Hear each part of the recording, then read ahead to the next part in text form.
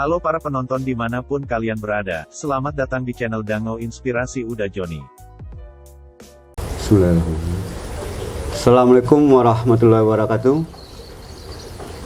Alhamdulillah kembali kita bersua dalam Dango Inspirasi Channel, sebuah channel yang fokus pada isu-isu pemberdayaan, khususnya pemberdayaan petani, baik dalam tataran teori, kebijakan maupun praktek-praktek di lapangan. Kali ini kita kembali akan mendiskusikan tentang ketahanan pangan. Mengapa isu ketahanan pangan ini kita ambil lagi? Karena memang ini menjadi isu yang sangat strategis dibicarakan dan ini menyangkut kebutuhan perut masyarakat secara keseluruhan.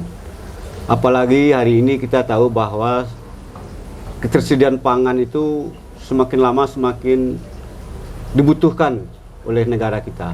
Di sisi lain, era globalisasi juga membuat isu ketahanan pangan ini menjadi penting karena ada ancaman-ancaman yang muncul terhadap ketahanan pangan ini seperti adanya perperangan antara Rusia dan Ukraina, dan itu tentu akan mempengaruhi ketahanan pangan kita juga. Nah, kali ini kita akan berdiskusi dengan Wan Sukri Saad. Selamat siang, Wan. Selamat siang. Selamat siang pemirsa. Kita tahu bahwa Assalamualaikum warahmatullahi wabarakatuh. Kita tahu bahwa Wan Sukri Saad ini adalah seorang aktivis pertanian, pemerhati pertanian, dan sekaligus aktivis lingkungan internasional dan sangat banyak terlibat dalam perencanaan pembangunan di Indonesia. Tentu banyak pengalaman Wan yang bisa kita ambil dalam diskusi ini dan ini akan kita gali bersama Wan. Saya panggil Wan ya, Wan. Baik, silakan. Supaya Wan, lebih akrab. Ya. Sebagaimana yang kita sampaikan tadi bahwa soal pangan ini kan menjadi isu yang sangat penting. Strategis. Populasi terus bertambah dan itu tentu menuntut ketersediaan pangan yang semakin lama semakin tinggi. Nah, kita tahu juga bahwa situasi global juga mempengaruhi kondisi ini dan pasti akan mempengaruhi ketersediaan pangan. Nah, dalam konteks itu bagaimana menurut Wan ini sebagai orang yang banyak terlibat dalam kegiatan pembangunan tentang menghadapi krisis pangan yang seperti yang kita gambarkan tadi itu, Wan? Lebih baik kita fokus ke isu Sumatera Barat ya. Saya nggak terlalu tertarik untuk bicara nasional karena banyak yang hebat-hebat lah ya. Dan menurut saya tagak kampung memaga kampung, tagak nagari memaga negari. Kita fokus di Sumatera Baratnya kali ini, Wan, ya. Apa sebabnya saya bicara demikian? Karena saya bicara tentang Sumatera Barat akan berbeda kalau saya bicara tentang Pulau Jawa dengan populasi yang sedemikian padat. Akan berbeda dengan populasi antara desa atau nagari dengan perkotaan dan seterusnya. Sehingga dengan demikian saya ingin memberikan perspektif dua hal. Pertama tentang ketahanan pangan itu sendiri, ya, krisis pangan itu sendiri. Kemudian yang kedua juga ini tidak hanya sekedar perang Rusia Ukraina, tidak eksploitasi negara maju terhadap negara berkembang, tetapi justru juga didukung oleh semakin terasanya dampak perubahan iklim terhadap dunia pertanian kita, dunia secara keseluruhan. Sehingga dengan demikian kita mesti punya konsep untuk level Sumatera Barat yang secara sistemik mengantisipasi fenomena ini. Dengan demikian kita siap dan jangan tidak boleh ada terdengar tiba-tiba ada stunting di busung lapar di daerah tertentu, nggak ada cerita orang Sumatera Barat kelaparan, dan kemudian juga jangan ada isu ekonomi akibat dampak ini. Karena menurut saya buat Sumatera Barat isu krisis pangan ini bisa juga menjadi berkah. Karena hanya lahan luas, orangnya sedikit, tanahnya subur, dan kita bisa memproduksi apa saja. Dengan demikian, ada manfaat ekonomi yang akan kita peroleh nantinya. Jadi, sebaliknya, sebagai dampak dari blessing disguise juga. Blessing in disguise, kata orang sana ya. Dan saya setuju. Karena dengan demikian, kalau kita bisa berproduksi dengan baik, kita bisa kasih makan orang Riau, kita kasih makan orang Jambi dan orang daerah-daerah mana ini, nasional maupun internasional. Karena dengan demikian krisis pangan ini tidak hanya melanda Republik, tapi juga melanda Asia Pasifik dan kemudian global. Ini menarik, Wan. Tadi Wan bercerita tentang konsep Sumatera Barat harus punya konsep menghadapi krisis pangan. Nah, mungkin Wan bisa Untuk itu, jelaskan seperti apa nih konsepnya untuk nih, Wan? itu secara sistemik kita di Sumatera Barat mesti bersiap-siap mengembangkan berbagai hal. Pertama dari teknik produksinya sendiri itu menurut saya sudah given ya. Artinya kalau di Sumatera Barat dilemparkan ubi ini tumbuh ubinya, dilemparkan apa dia tumbuh, ditanam apa saja dia tumbuh. Tetapi sebetulnya juga ada aspek bisnis yang mengiringinya. Kalau kita bisa berproduksi secara sistemik, katakanlah beras dari Sumatera Barat, maka kita akan bisa menjadi produsen untuk mengatasi krisis beras di provinsi tetangga paling tidak, ataupun secara nasional dan global. Saya kira padi organik kita sangat diminati oleh saudara kita dari negara tetangga, Singapura dan Malaysia. Saya kira itu merupakan bagian dari hikmah adanya krisis pangan ini. Di samping kita mengatasi problem pangan untuk rakyat kita sendiri, tetapi juga di belakangnya akan bertumbuh aspek ekonomi, sehingga dengan demikian kita bisa mendapatkan manfaat dari krisis ini. Jadi konsep tadi Wan bilang ada sistemik ini yang dimaksud Sistemik ini begini. seperti apa ini, Wan, prakteknya secara Sistemik ini adalah Wan? tentunya banyak hal ya. Pertama, kita harus punya satu rancangan skenario bersama mengembangkan berbagai produksi pangan yang kemudian menyelesaikan problem pangan, krisis pangan di tingkat provinsi di Sumatera Barat, tetapi juga sekaligus ada aspek bisnis akibat kita punya rancangan ini. Maka dengan demikian saya tidak tahu tahun-tahun sekarang ini kita mungkin akan bicara nanti surplus beras dari Sumatera Barat pada saatnya bisa 1 juta ton, 2 juta ton dan sebagainya. Itu akan punya manfaat ekonomi.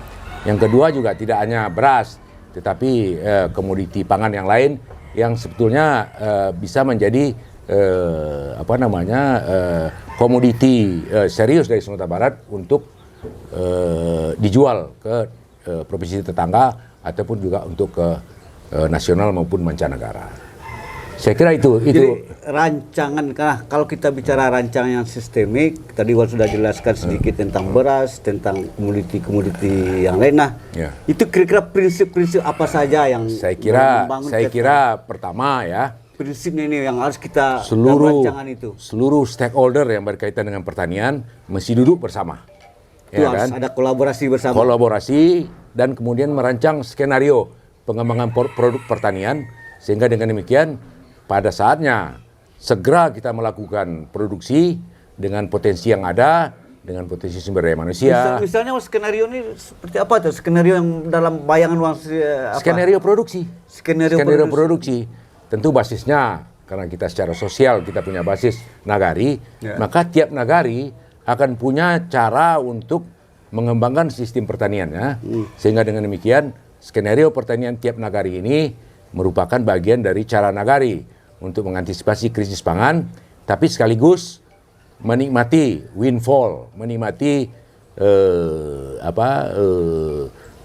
keuntungan akibat krisis di global. Kalau Wan lihat sejauh ini dari apa yang berkembang baik di pemerintah, di stakeholder yang lainnya, sudah ada enggak keinginan atau menciptakan skenario seperti itu? Saya kira lead agensinya, leading sektornya mestinya pemerintah dong, instansi pemerintah.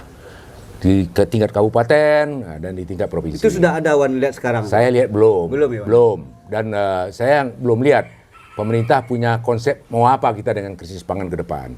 Apa langkah-langkah dan kemudian bagaimana dukungan pendanaan, dukungan teknologi, dukungan sumber daya manusia berkualitas dan sebagainya. Tapi isu ini kan sering juga dibicarakan oleh pemerintah, tapi kok Wan menyatakan belum ada skenario apa? Mana skenario? Nggak ada yang skenario. Yang ada hanya program tahunan. Program tahun ke tahun dan itu dirancang secara berulang oleh mereka yang ada di birokrasi. Menurut saya tidak itu. Kita harus punya rancangan skenario 5 tahun, 10 tahun dan itu yang kemudian menjadi hal yang diikuti secara konsisten oleh provinsi, oleh kabupaten-kabupaten, oleh kecamatan-kecamatan, nagari-nagari. Jadi skenario yang Wan maksud itu ada ukuran-ukuran waktunya gitu ya, Wan? Ada ukuran waktu, ada ukuran kualitas, ada ukuran kuantitas, dan kemudian ada ukuran alokasi sumber daya manusia untuk mendukung itu. Katakanlah begini, misalnya kampus UNAN atau kampus-kampus yang punya jurusan pertanian. Secara sistemik, secara sinergik, mereka juga mengalokasikan satu dosen, 20 mahasiswa datang ke satu kawasan, dukung masyarakat untuk dukungan teknologi, dukungan motivasi, dukungan sumber daya manusia sekaligus. Sehingga nggak ada lagi petani baru ke ladang baru jam 8 siang, jam 10 udah ngopi-ngopi di warung dan sebagainya, nggak lagi. Tapi adanya anak-anak muda dari kampus ini yang dalam pendekatan kampus Merdeka ini melakukan intervensi secara serius ke nagari-nagari. Sehingga dengan demikian, nagari punya skenario nagari, kecamatan punya skenario kecamatan, provinsi, kabupaten punya skenario.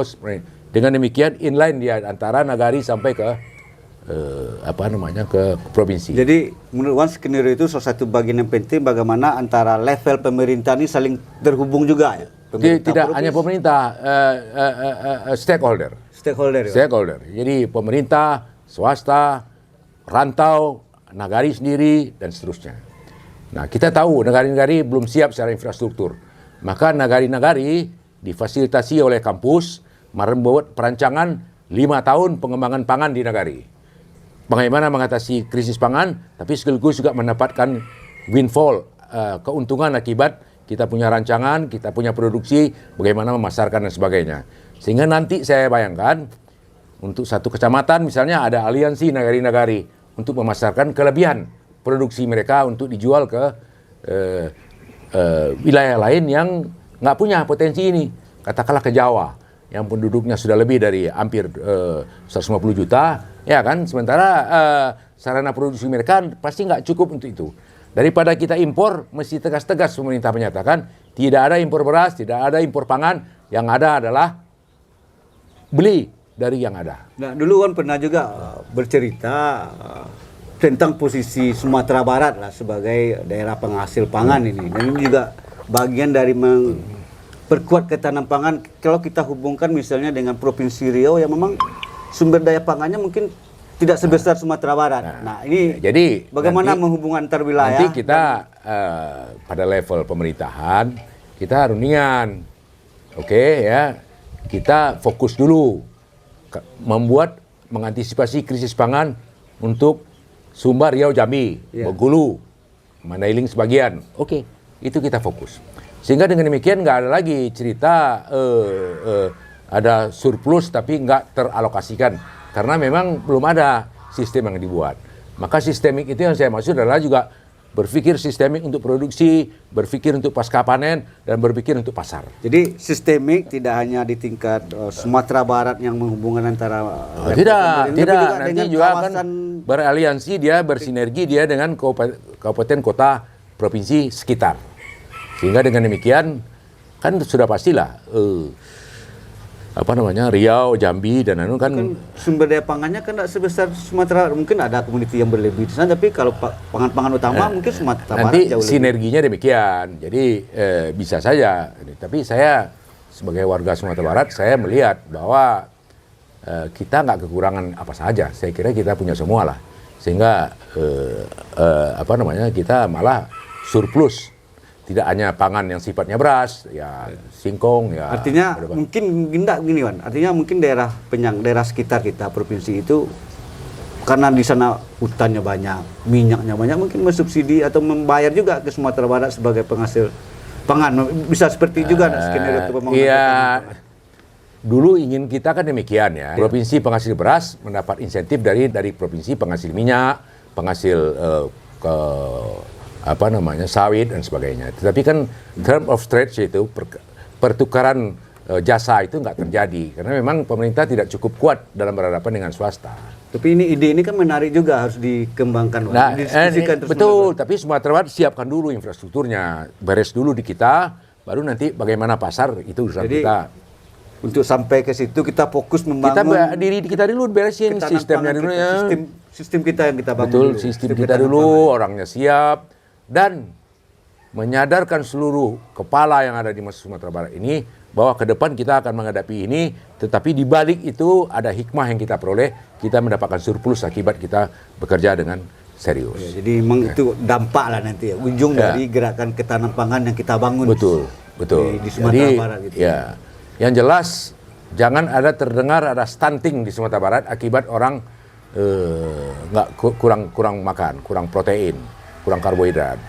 Atau juga jangan pernah terdengar seperti yang kemarin terjadi di Bekasi kalau nggak salah, tiba-tiba satu orang ibu dengan 3 orang anak mati berhari-hari karena kelaparan, karena nggak makan, karena ini ya. Ini menurut saya jangan terjadi di Sumatera Barat. Malu kita sebagai orang Sumbar kalau ada terdengar stunting, ada terdengar busung lapar di Sumatera Barat. Karena secara potensi kita Karena jauh lebih kita punya semua, kita ada semua, cuaca kita bagus, pencemaran terbatas ya, dan sudahlah.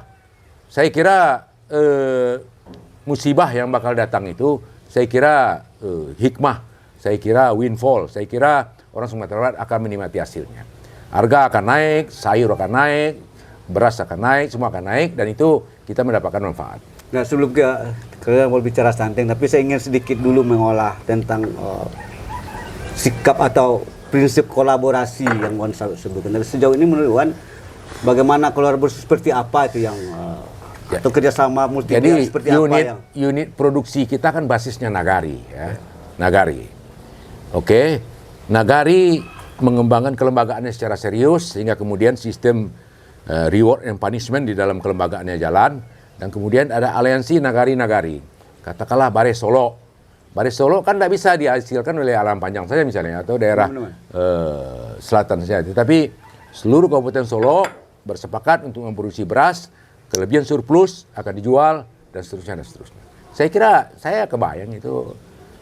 Saya kira kalau kita jitu mengantisipasi krisis pangan, kita akan mendapatkan berkahnya. Jadi bisa saya lebih pilih kolaborasi yang Wan maksud itu, pertama kolaborasi di tingkat wilayah atau pemerintahnya yang ada kerjasama berbagai level pemerintahan. Kemudian kolaborasi di sisi penggerakannya ini. Kan ada stakeholder ini, ada kampus, ada swasta, ada rantau untuk mendukung gerakan ini ya kan. Betul. Pada dua level itu yang Wan maksud. Betul. Kolaborasi Jadi yang apa? seluruh komponen bergerak mengantisipasi kemungkinan datangnya krisis pangan ya. Untuk itu nggak bisa asal ada asal jadi. Kita harus rancang betul satu konsep terpadu dan sinergis dan produktif. Nah, itu yang mau kita cari dalam bentuk ke depan itu. Untuk itu saya kira leadership dari kepala daerah, leadership dari dinas-dinas, leadership dari para tokoh-tokoh nagari, baik yang di kampung maupun di rantau, disinergikan sedemikian rupa sehingga dia menjadi potensi besar untuk dalam tahun 2023 ini Sumatera Barat akan surplus beras, surplus ayam, surplus daging, surplus berbagai macam yang berkaitan dengan pangan. Saya kira pangan itu nggak beras ya. Nggak beras ya. Bisa juga ikan, bisa juga sayur, bisa juga apa itu saja. lagi mungkin yang kita harus coba message-nya kan seolah-olah kita kan melihat pangan ini kan beras ini, padahal kita kan punya banyak sumber daya yang harus kita perkuat. Iya. Dan tentunya ya nanti kita akan bicara secara khusus menurut saya tentang potensi laut yang sangat luas. Apa yang bisa dilakukan untuk laut kita di Sumatera Barat. Itu satu hal lagi yang harus kita bahas. Menurut saya nagari-nagari membangun ketahanan pangan sekaligus mendapatkan manfaat, mendapatkan berkah akibat terjadinya krisis pangan. Orang butuh pangan, kita punya pangannya. Nah, gitu loh. Nah, mungkin sini sedikit tentang kan banyak menyinggung nagari-nagari tadi.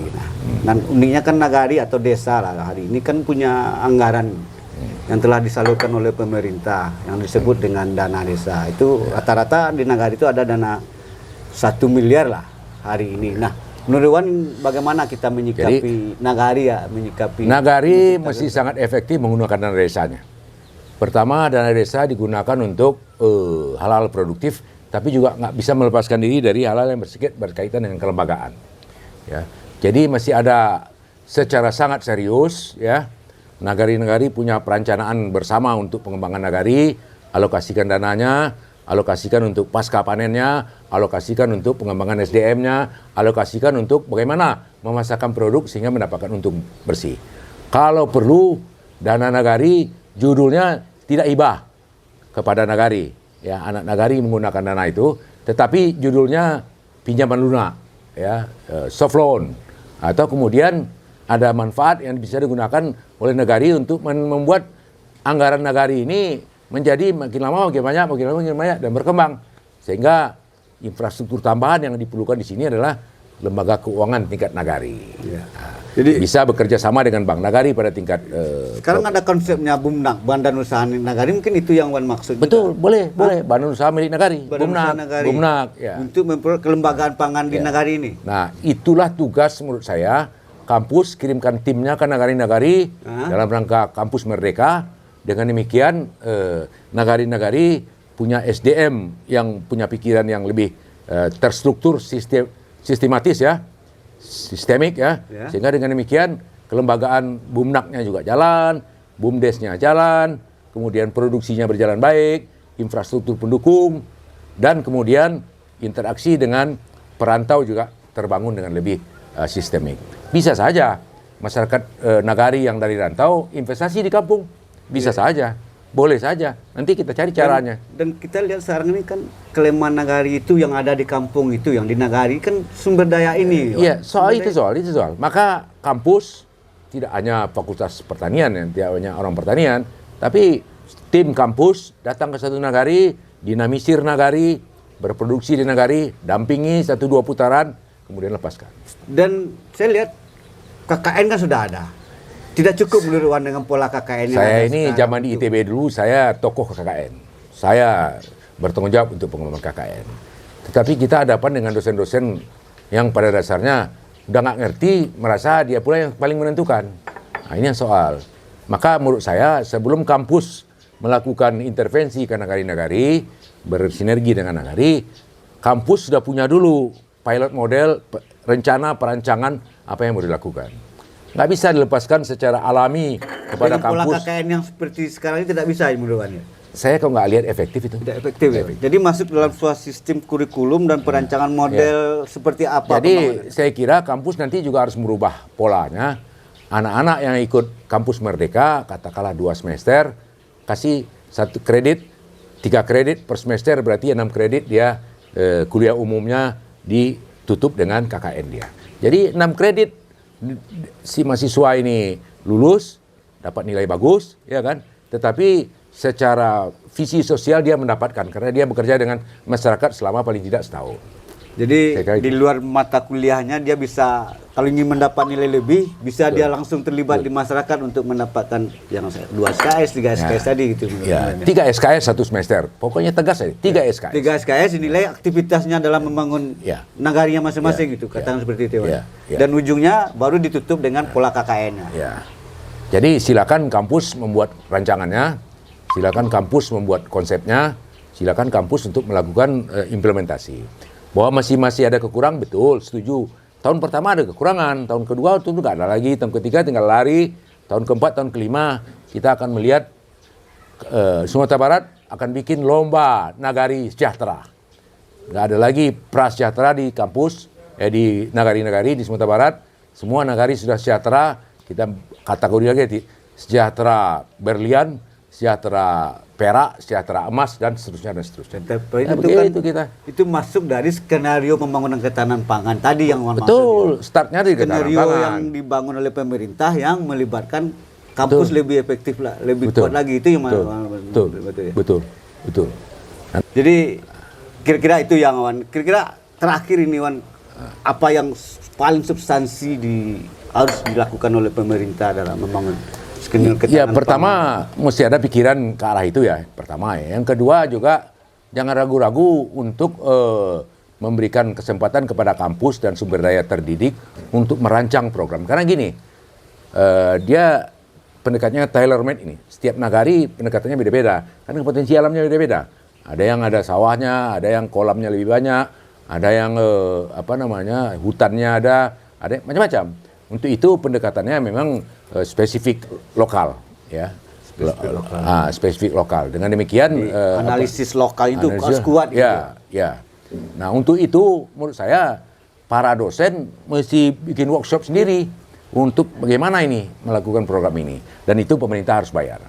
Saya kira nggak bisa gratisan aja. Dan itu bentuk jadi alokasi sinergi dengan kampus-kampus, sinergi dengan keahlian-keahlian, dengan lembaga riset, dengan balai-balai Sukarami, balai yang di Solo, ini Kabupaten Solo ini kan ada banyak balai pertanian, balai penyu, macam-macam. Jadi intinya adalah kita luar biasa sebenarnya. Intinya lah seluruh stakeholder terlibat penuh di bawah leadershipnya gubernur. Gubernur punya perhatian fokus dengan khusus. Saya kira dengan Bung Mayadi jadi gubernur, saya kira punya visi itu dan sudah pasti tidak ya, sudah pasti punya. Tinggal kita bagaimana menggerakkan dan kemudian bagaimana seluruh potensi diarahkan ke sana. Jangan malu kita. Kalau bisa Sumbar akan keluar dari krisis pangan dengan predikat nomor 1. Jadi Wan secara menyatakan secara potensi kita luar biasa sebenarnya. Luar biasa sebenarnya dan itu bagian dari keberuntungan kita juga ya. Betul. Itu membangun ketahanan pangan. Cuman memang ada effort yang lebih kuat lagi membangun sinergisitas, memberdayakan masyarakatnya ya Wan ya. Betul. Ya. Betul. Oke. Terima kasih Wan, menarik ya diskusi kita. Terima kasih. Ini cara pandang orang di luar sistem ya. Saya agak jernih melihat karena kemudian 2 tahun terakhir saya banyak di luar Sumatera Barat dan saya memikirkan Sumatera Barat sendiri karena ini kampung kelahiran di mana kemudian saya bertumbuh dari dulu. Saya kira krisis akan menjadi berkah untuk Sumatera Barat. Oke. Demikian sobat-sobat pemberdayaan semuanya, diskusi kita dengan yang menarik dan tajam tadi dengan Wan Sukri. Semoga diskusi ini memberikan pencerahan kepada kita semua. Saya akhiri dengan Assalamualaikum warahmatullahi wabarakatuh. Waalaikumsalam warahmatullahi wabarakatuh. Video kami kali ini, terima kasih sudah menonton. Jangan lupa untuk like, komen, dan subscribe untuk mengikuti perkembangan terbaru dari channel ini. Sampai jumpa di video selanjutnya.